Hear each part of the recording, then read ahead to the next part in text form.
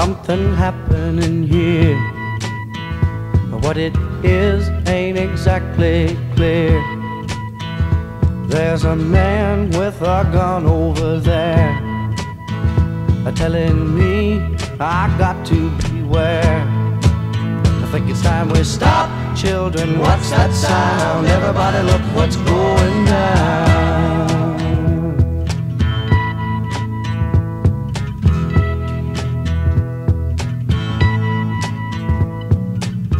There's battle lines being drawn. Nobody's right if everybody's wrong. Young people speaking their minds are getting so much resistance from behind. Time we stop. Hey, what's that sound? Everybody look what's going down.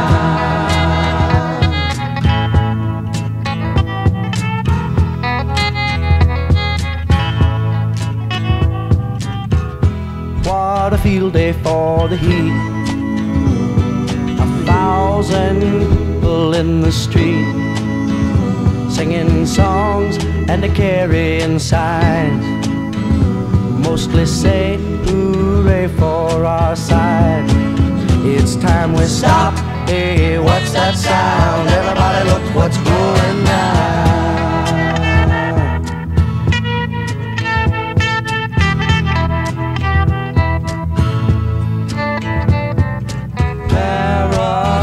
Strikes deep into your life, it will creep. It starts when you're always afraid. Step out of line, the man come and take you away. We better stop. Hey, what's that sound? Everybody look what's going down. This always comes down to people. And on the one hand, most Americans, I think, want to make sure people follow the rules, and they get frustrated when they hear people who just cut the line, are trying to take advantage of living in the United States without accepting those responsibilities.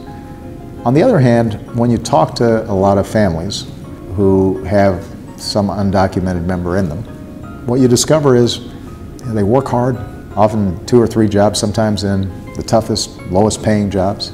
They aspire to the same things that all of us aspire to in terms of building a better life for their kids.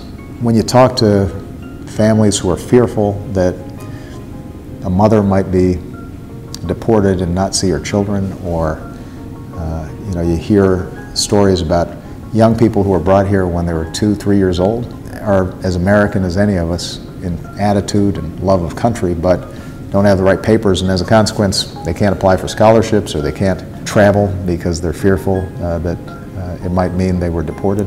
What you realize is that's not what America is about.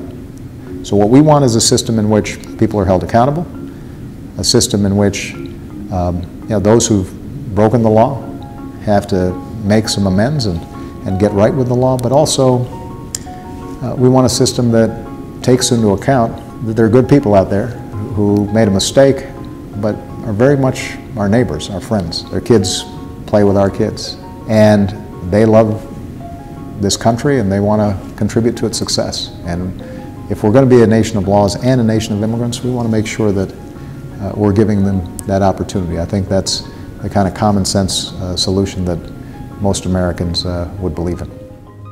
Scripture tells us that we shall not oppress a stranger, for we know the heart of a stranger. We were strangers once too. My fellow Americans, we are and always will be a nation of immigrants. We were strangers once too. And whether our forebears were strangers who crossed the Atlantic, or the Pacific, or the Rio Grande, we are here only because this country welcomed them in and taught them that to be an American is about something more than what we look like, or what our last names are, or how we worship. What makes us Americans is our shared commitment to an ideal, that all of us are created equal, and all of us have the chance to make of our lives what we will. That's the tradition we must uphold. That's the legacy we must leave for those who are yet to come. Thank you. God bless you. And God bless this country we love.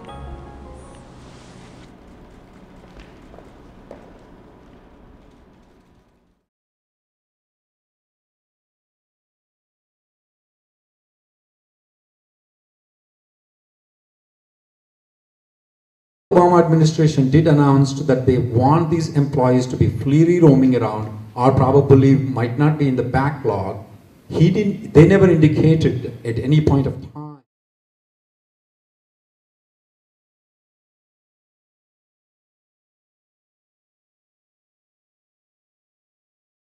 It's definitely I don't think so strategically it's a good news for a lot of the organization, maybe for some, but it's not. I think so pretty much all the people have to get together on those things, and you already know that our law firm is not functional to take any.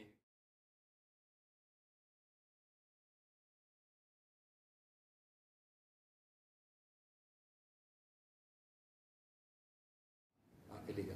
You have to understand that once an employment authorization is given, it is tough to take it back.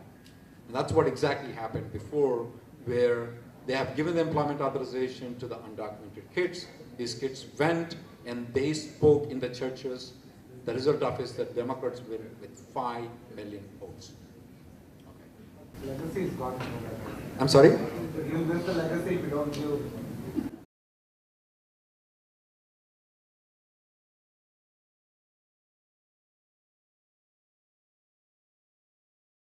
Raising the H-1B limit, they need to go to the Congress. So that's dead. So the only way they are trying to do by extending it, by giving 24 months on top of the 12 months of the STEM extension, is bypassing the Congress. That's it. Any other questions, guys? Well, I'll be here for questions and we'll meet tomorrow.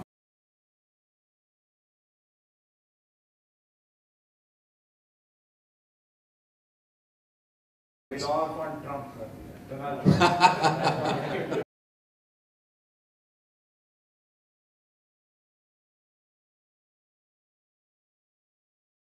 Of you again, it's going to be current next month. Everybody will keep getting numbers will be priority, it will be current. So how many of you feel really threatened, of course?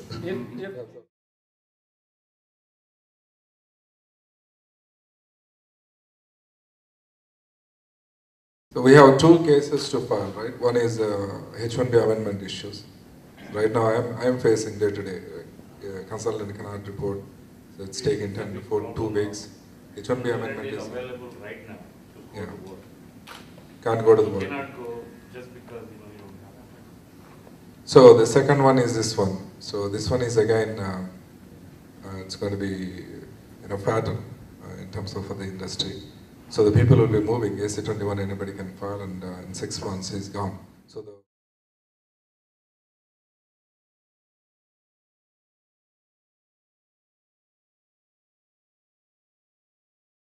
So the total employment period is coming down to 1 year instead of 5 years for us. So the total cost we need to recoup within 1 year. So that's going to be devastating for us. Our law firm is going to give the bullet points for the AC-21 or this new visa bulletin for you guys, what to speak, what not to speak.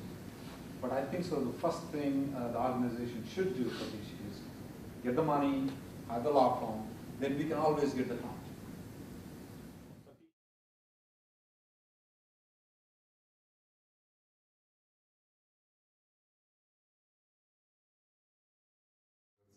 We have a valid case as Rahul is saying, and based on that particular clause, if the numbers are not available, then they are not supposed to adjudicate the cases. So my suggestion is take over, Satish.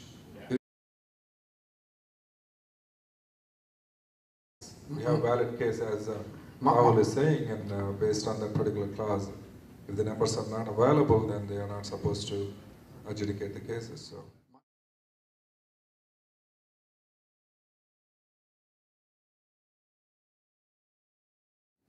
Satish, are you proposing about lobbying or? No. Yeah, one thing we are on the amendment issue, the text we are working with the text and last week also we had a call with them. So it's working on hiring a law firm to file the lawsuit, and that is happening. And this came in, so we'd like to add this to the cause. And Tech Service already allocated $25,000 as a budget, and we promise that we can contribute, at least what was the remaining amount of the money, at least maybe may take around $75,000 more.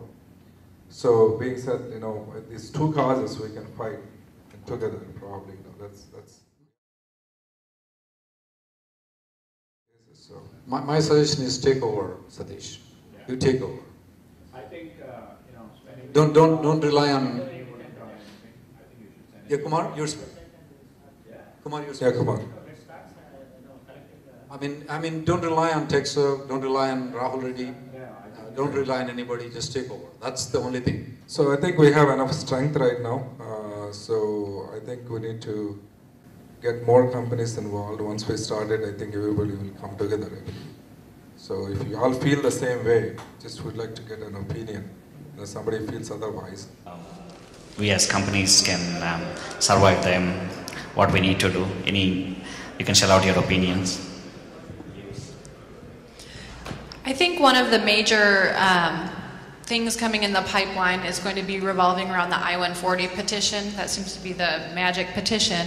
We're looking at regulations that might extend the validity of an I-140 petition, meaning that even if your company withdraws it when someone leaves, the I-140 will still be valid without AC-21 or filing of the 485. That's one regulation that's being looked at. And we also have the I-140 EAD has been getting a lot of press lately, where they're going to possibly allow anyone who has an I-140 that's been approved. We don't know if it has to be approved for 1 year. That was one of the topics discussed, or if it's just any approved I-140 can get an EAD rather than waiting to file the 485 to get it. So I think going forward for employers, the name of the game is going to be survival of the fittest. You've got to be ready to adapt and change and be able to move quickly so that you can survive these changes, because they're definitely going to have an impact on your business. These changes are meant to increase job mobility for the employees, which unfortunately for employers means that you might lose employees. So you've got to come up with a way to solve that problem. So just be prepared for that coming. I think I'll go ahead and talk about some of the perm changes. These are definitely on the horizon. I know we've all talked about the perm process, and it really isn't realistic when you really look at the requirements. One of the changes that I think really would make a lot of sense is to categorize positions into two schedules. One where there's a shortage for positions, and it's known that there's a shortage, and then one where there's a surplus of positions. And by having those two categories, they can change the requirements slightly, make the requirements more realistic, not including necessarily the print advertisements, and those that are that there's a shortage, that they will have different requirements. In that as well, they will focus more on the online recruitment. They also are talking about a possibility of an expedited process, which I think would be really important, and it may be limited to those individuals that need that expedited process. Maybe they're reaching the end of their 6 years and they need to get to the I-140 stage. So it may not include everybody, but it will at least have some criteria that individuals would have to meet to allow for that expedited process. I also think one of the other areas that has caused a lot of issues is a non-material error on the ETA form. If there is a denial and it's simply because of a typo, or maybe the year was 2016 instead of 2015 or something like that, it doesn't make sense to, when you did all the recruitment, that's something that is a typo on the application. It didn't affect the recruitment. Everything you did was bona fide. They're looking at possibly allowing a little bit of flexibility on that when there's non-material changes or errors.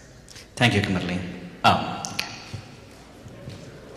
was just going to make a comment that we are in an election cycle, so I don't expect any big changes to happen. Nobody wants to stick their neck out during an election cycle. And one thing that we can't predict is what litigation is going to come up. But I think that's where we've had a lot of good and interesting changes on kind of both sides of the situation, is that people who are willing to step up and actually challenge things that are going on that are unfair and push through things that we want are the ones who are probably going to be there for the litigation. And you can't really predict it, but I think, as Emily said, you really need to be willing to look at all your options and be adaptable, because that's kind of the name of the game. So are we going to survive?